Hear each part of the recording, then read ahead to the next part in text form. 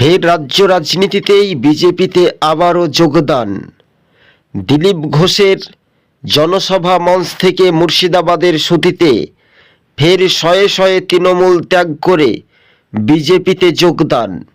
2026-এর বিধানসভা নির্বাচনের ভোটের মুখেই বাংলাতে তাহলে কি গেরুয়া ঝড়? দিলীপ ঘোষ তা তিনি স্পষ্ট করে জানিয়ে দিলেন। কেননা আপনারা স্ক্রিনের সাহায্যে দেখতেই পাচ্ছেন, শয়ে শয়ে ভোটার তৃণমূল ছেড়ে বিজেপিতে যোগদান। আর এই যোগদানকারীরা জানিয়েছেন, তারা বলছেন 2026-এই ফুটবে পদ্মফুল, বাংলা ছাড়তেই হবে কি তৃণমূল। টিভি সকাল ইউটিউব চ্যানেলটি যদি ভালো লেগে থাকে প্রথম থেকে শেষ পর্যন্ত দেখবেন। চ্যানেলে নতুন হলে অবশ্যই শেয়ার করে পাশে থাকবেন।